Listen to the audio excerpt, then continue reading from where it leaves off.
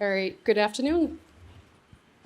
Thank you for having me here today. My name is Vanessa Hayes. I am a portfolio manager and trader at State Street for the currency management business.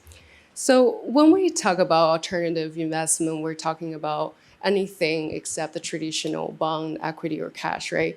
If we're looking at alternative real estate sectors, are already about 235 billion. So what does it mean?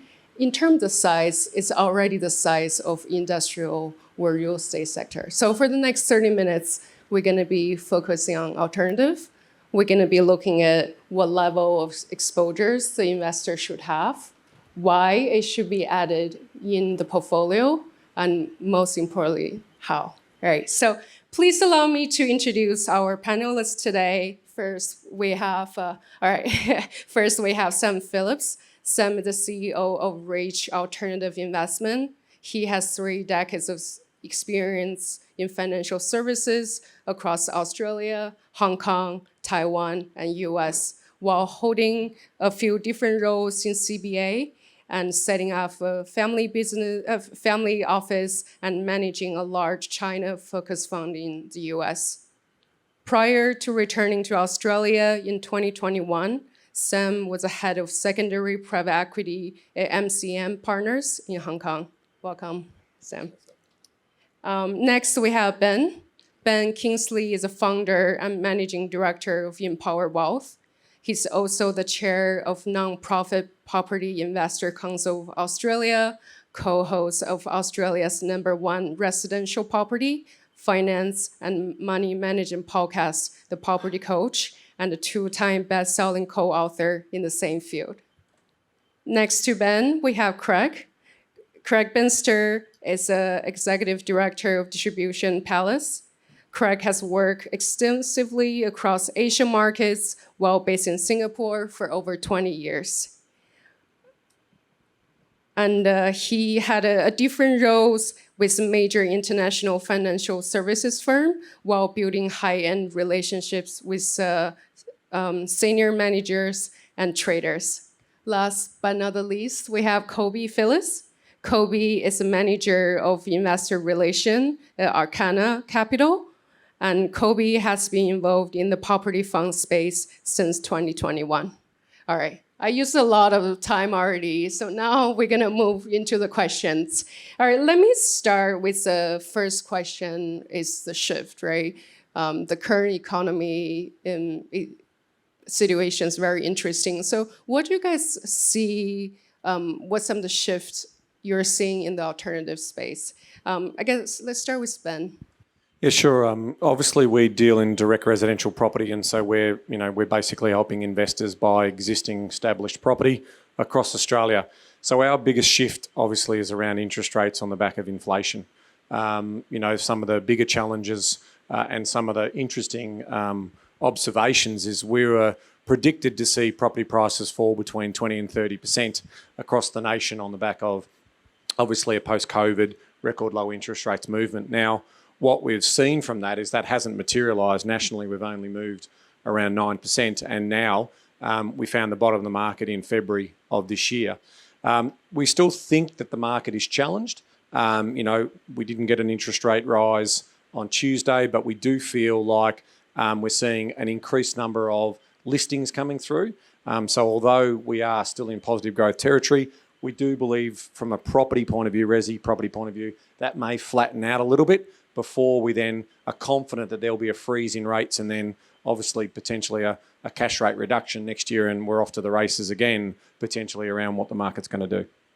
Yeah, I think there's definitely a lot of focus on we see the presentation on the property. Not only residential, right, Craig?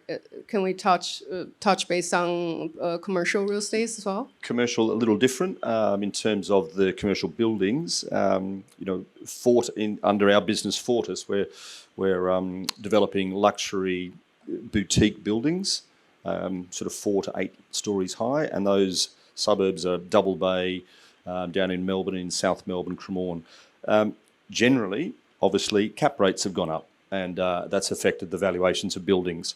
Now, whether it's an A-grade building or a B or a C-grade building, is the biggest challenge to the valuers to value a building. It's created a lot of problems around refinancing because valuers are always trying to sort of say, well, here's the latest data that they've got, and it's difficult. And actually, we're selling. Fortis has produced, and we have a pipeline of completed buildings. We're actually selling one in Double Bay right now. It's in Guilfoyle Avenue. It's a 3-level building, and it's got a lease of 6.5 years with an anchor tenant. We want to sell that building to try to get a cap rate, to actually sort of put something in the sand to say to a developer, here you go, here's a 4.5% cap rate. That's what we'd like. I'm sure an investor would like to buy it at 5%. But we're going to find out really soon what's the actual demand like, and then that sort of starts the process. At least in Double Bay, you can start to put. So it's all about trying to get markers now. What's the value of a building? You know, we've seen some of the big funds limit redemptions coming out of some of their big property funds. And unfortunately, I think they had to do it because otherwise they're into a forced sale of B and C grade buildings, which will just exacerbate the problem. So it's difficult. It has been difficult for the last 12 to 18 months. But as you said, if rates start to come off and stabilise, then we're off to the races. I have to ask, what's your view on the rates? On the rates? Yeah. Look, definitely. You know, inflation's coming down. That's been the biggest driver of rates going up. So without a doubt, across Australia and throughout the world, it's coming down. How fast it does is anyone's guess a little bit. No economist has got it right going up, and no economist may be right going down. China's interesting. They've got deflation coming through, and so we weren't hearing about that 6 weeks ago. Now it's suddenly a big thing. So watch that space, and we work out how quickly we can go down. Yeah, thanks. Thanks for that. We talk about a shift. I cannot stress the importance of risk as well. As a portfolio manager, that's very important. We look at the risk. We want to make sure all the portfolio are essentially the risk can be mitigated. So Sam, your background is in global markets, is that right? Yeah. So, and can you maybe tell us a little bit about your background? Actually, maybe just give a minute. I just realized I didn't introduce your firm. Maybe can we each give a sentence or two what your firm does? Yeah. Yes, sure. I'm Sam Phillips. I'm the CEO of Reach Alternative Investments. We are a private markets or private equity company. Our mandate is that we partner with the world's leading asset managers and bring access to their private market funds. Those funds normally need $5 or $10 million US minimum investment. We bring the access right down to about $50,000 and handle all of the administration. So you can log into our system and get repeatable deal flow at reduced minimums from the world's largest asset managers. Yeah. Yeah, we're a financial planning services business, sort of whole of wealth, but really with a bias towards residential property to add to the portfolio. We've got offices in Sydney and Melbourne, around 100 staff, around 10,000 odd clients. So that's sort of what we do. We're very passive. Risk management is around cash flow management for us and not getting into too much debt. And because we don't buy new or off the plan, we just buy existing. That seems to also protect us a little bit because we're retesting the market in that secondary market. I've just presented, so you should all know what I do. I'll pass. I work for Arcana Capital, so we're a boutique property fund manager. It's all exclusively commercial property across varying asset classes, and it's essentially yield focused. So we're very focused on monthly distributions paid to investors and looking for value in that regard. Thank you. Moving back to risk, right? Sam, when we discuss prior to the meeting, you mentioned you don't like liquidity. And just can you share with the audience what's your view on liquidity? Yeah, sure, Vanessa. Look, from a risk perspective in private equity, we're firm believers that liquidity actually brings risks into a portfolio. There's a reason that private equity has tended to be closed-ended funds. And the reason for that really is that when you enter into a private equity fund, that fund manager typically takes 4 years to deploy the capital to purchase the portfolio companies. They then need another 3 or 4 years to generate the value creation, to increase the value of these. and then another couple of years to effectively exit the transaction. So very different than a listed company, say Commonwealth Bank. If Commonwealth Bank, being listed on the stock market, wanted to do a huge change of focus in the business, which meant that they may not be profitable for 4 years, good luck, because you won't have any shareholders left. Everyone will dump the stock and they're in real trouble. So there's huge benefits of being unlisted and illiquid in that the managers have the time to do things properly, to create that value, and then to exit the strategy and return the money to investors. So it's one thing that we're very passionate about, is trying to keep private equity in as close to institutional format as possible. If liquidity is needed as you come down from institutional investors, unfortunately death and divorce happen. We do have some mechanisms to allow people to exit, but there's a lot of education about why these are illiquid products and why it is much better for you to keep them illiquid. And it also removes volatility. And a lot of people say, well, why does it matter? Long-term investment. It really matters because volatility creates two things, fear and greed. And both fear and greed result in bad decisions. You know, when we're greedy, we buy at the top of the market, and when we're fearful, we make a bad decision and exit. So from a risk perspective, we really do push, go into closed-end funds, try to keep them illiquid, make sure that you balance your portfolio so you've still got liquidity where you need it. But more and more we're seeing people are adding illiquid alternatives to their portfolio. Thanks. I guess the same in terms of equality for commercial or residential space as well? You know, in terms of allocation, what we've certainly seen is a little bit, and this is speaking to fund managers, I suppose, an allocation into the commercial real estate debt market. As I was sort of talking in my slide, the lack of volatility in this space is something that it certainly comes back to the investment manager making proper loans to end borrowers where you don't get defaults and impairments. That's certainly key to it. And I know we have a 23-man credit team inside, so it's a big operation to get it right. And certainly you've seen the markets, but definitely fund managers starting to look at this and commercial real estate debt as an alternate with these stable returns that we've been able to provide, sort of with a hedge with inflation going up with BBSW rates. Is certainly getting more airplay, where we're speaking to wealth advisors and managers who are taking on more of that into their portfolio. We're still a small allocation, we're way down here in the 10% mark, but it's growing, and it's a nice alternate to the volatility that you're seeing in traditional asset classes. Ben, anything you would like to add? Yeah, so from a resi face, it's our risk is actually macro-prudential. So we've got regulators who are throttling borrowing power, and we also have risk of government intervention in regards to rental freezes or rental caps, which is currently doing the rounds at the moment. So on the whole, when you think about resi property, it's a pretty predictable asset. Someone has to live somewhere. And then you've got growing population coming in, and you've got a severe undersupply of property. So when you think medium to longer term, land value resi is actually not a bad bet. I'm not saying, overload on resi. One or two simple properties as a passive income for a rent roll later in life is what we focus in on. We're not interested in people building mega portfolios of property. We're just interested in adding to a sensible execution on that.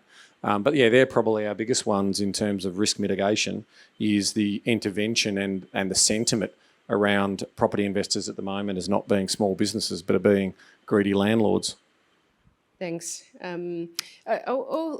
I would like to dive into success story, right? So we all like to celebrate success. So Kobe, it's my understanding your background is house science, is it right? Yeah. How did you get into commercial real estate? And can you probably share a success story with us?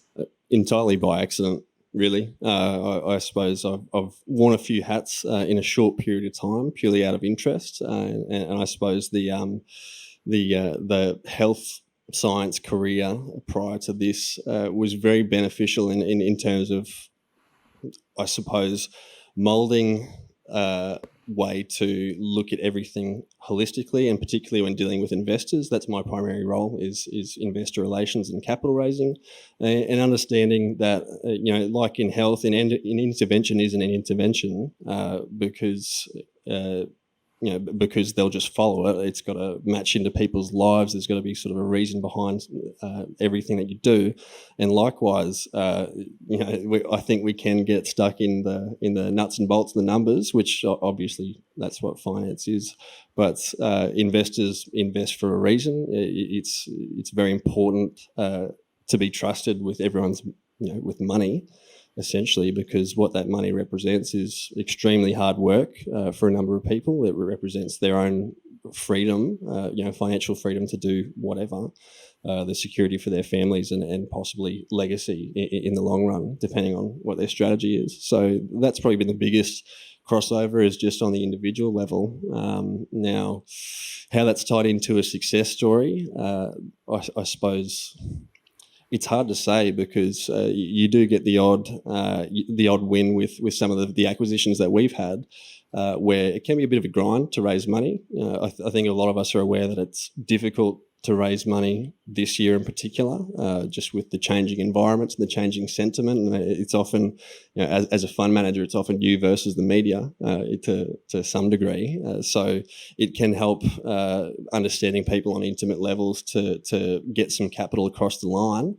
But then the flip side of that is sometimes the numbers don't lie, and they're hard to argue with. So an example of that, I suppose, back end of last year, we did an acquisition of a cold storage and logistics facility in far north Queensland, and it was one of those where, thankfully, we're a small team and we're agile enough to dust things off and look at them on their merits.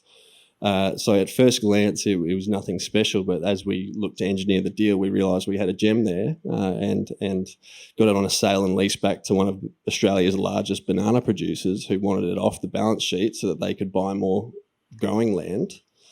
And I suppose upon uncovering that story and being able to deliver that story to investors, but also have good numbers attached to it, 5-year whale, 10% returns for equity in a property, that one went off like an absolute rocket. It's a bit of a brag, but really it's down to the numbers. We raised the money that we needed in 14 hours, which was excellent compared to some other raises. That's great. Although I would love to continue to talk about property, but this is not a property panel, so I have to come back to my private equity guys. Sam, are there a success story you can share on your field? Yeah, sure. Look, I've been overseas for 20 years, and I came back to Australia to set this company up in 2021 for the purpose of benefiting from the relationships I'd built with the largest asset managers, and to try to give access to the most proven funds that we couldn't get because we weren't large institutions writing $10 million checks. And I made the mistake of thinking that I was bringing access, and that was my value add. You can now access these funds. I think the success we've seen is twofold. We hope to get 3 or 4 of these top 20 asset managers to support us. And we now have 8 of the top 20. So I think that was a success that they've really bought in and been very supportive. But on the other side, I think the real surprise was we've got some investors who are, the largest family offices in the world, who manage 10 or more billion dollars, who actually like our platform. Now, they can definitely go direct to these funds, but the value add that they're seeing is they just don't have capacity to go and look for all of these funds themselves. If they're looking for an infrastructure fund, it may be a 2 or 3 month process of going and finding them. You've got to get into the data rooms, do all your due diligence, arrange meetings with the portfolio managers, go through the documentation process, which can be 2 to 3 weeks just to sign on and on board for each investment they want.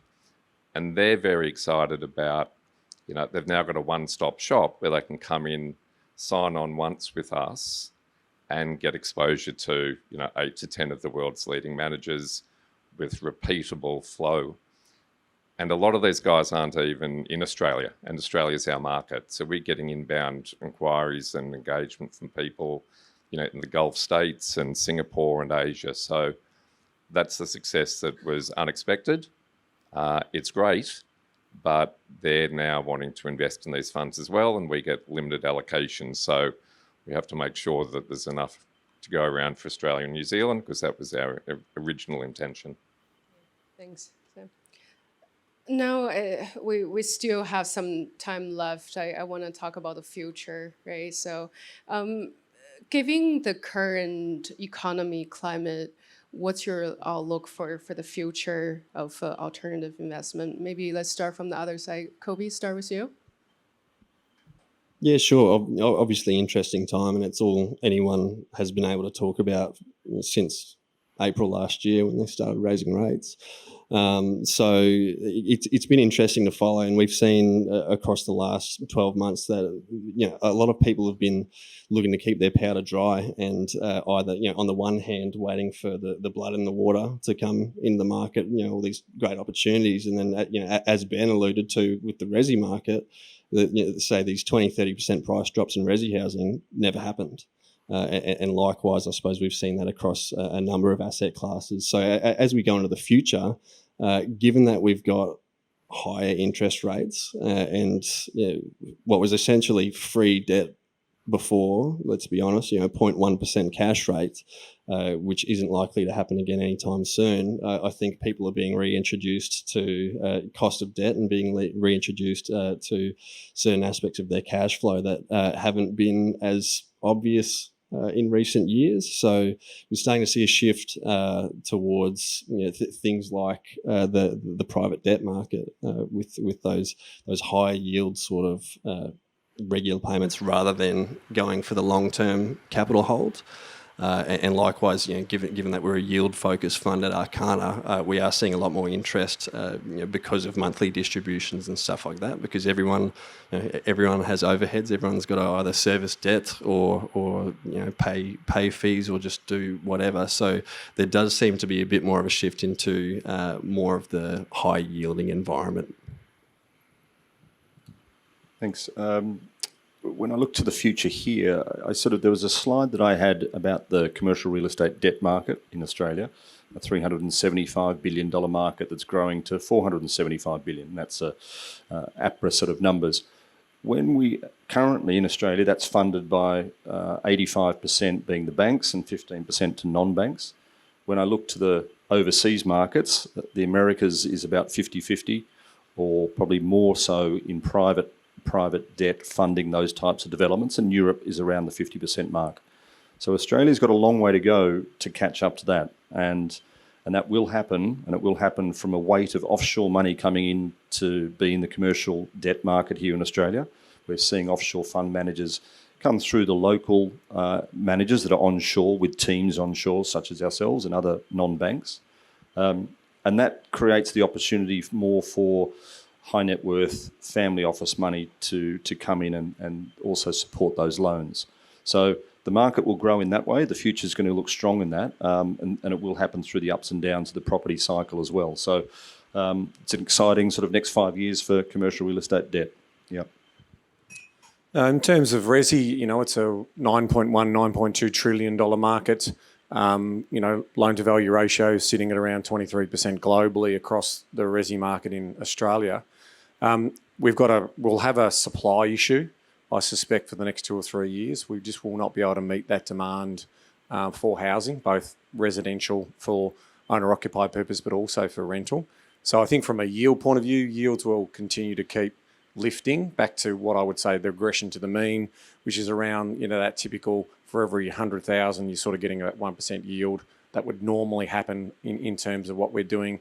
If you start to then add granny flats and all those other things, you can start to move that yield story even higher. But it's a pretty boring passive investment. That's the way we like to see it. You should think of resi property in decades, not years, and basically just let it do its thing. And lift your head up in 15 years' time and realise you've moved the curve on the loan to value ratio. It's now a passive investment. Sit on it for the next 20, 25 years and enjoy the spoils. Yeah, and for me, I think I think the future is that the realisation is that the 60-40 portfolio doesn't make a lot of sense anymore. It's not 60 in shares and 40 in bonds and that's it, and you're set for life. The world's changed. I remember 2005, 2008 in Hong Kong, I'd walk down the street and there would be a queue going twice around the block wherever there was a bank, because people were queuing up to get a prospectus because there was a new IPO coming, because you were going to double your money. I mean, that was just the life back in 2005. I don't remember the last IPO that actually went up anymore. Private equity is now, they're funding these companies until they're very, very mature. They're not actually listing on the market.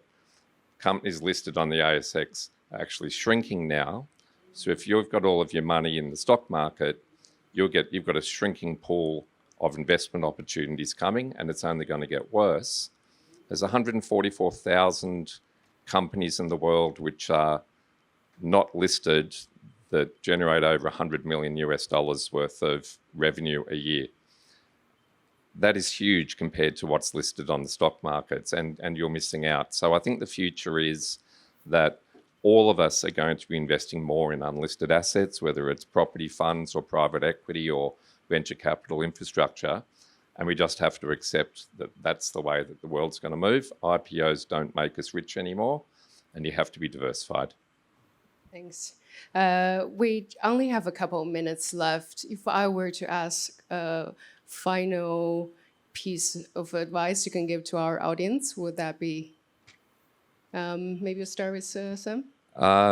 Look, if you're moving into private equity or unlisted assets, my only advice or insight, I should say, we're not advisory, should be just look for proven people and proven teams. In our space, we look for asset managers who've been around through multiple market cycles.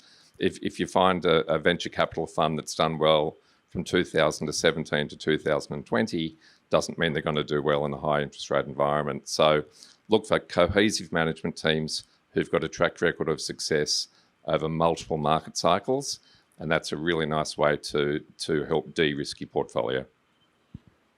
From an individual investor's perspective, I'm pretty simple, right? I talk about knowledge is empowering, but only if you act on it. So most of the big reasons why most people don't have financial well-being is because they procrastinate or they don't act. So just get educated and then act. You'll be far better off by making a decision than not making a decision. In 2016, I remember having a press cutout with the non-bank lending sector being described as cowboy shadow banking, and be careful, it's all going to blow up. It hasn't. We're here. We've got great controls in there to limit losses and great credit teams making these loans. So that sector has definitely come to its fore and will do in the next few years. So again, it's great to pick those leading investment managers in the non-bank lending space and invest, and they've all got a good track record. So go for it. And I suppose similar to that, but from a commercial property acquisition standpoint, there's a lot of conjecture in the media at the moment around the future of a number of things. If we stick to reading newspaper articles, then as far as I'm concerned, there'll be no more CBD office ever again, ever, and just run for your lives. When ultimately it's, there are cycles, there are reasons that things happen, and I suppose it's important to lift your gaze to where things might end up off the back of what's going on right now. For example, there's opportunities in a lot of places because people are hesitant to go there. But if the foundations are right, if the numbers make sense, if the story makes sense, probably most importantly, then don't be afraid to give it a better look. Thank you. To summarize, if I may, borrowing is good when you come into investment. Yield is lifting and market is growing. So thank you, everyone, and please let's give a round of applause for our panelists today. Thanks. Thanks, Vanessa. Thanks.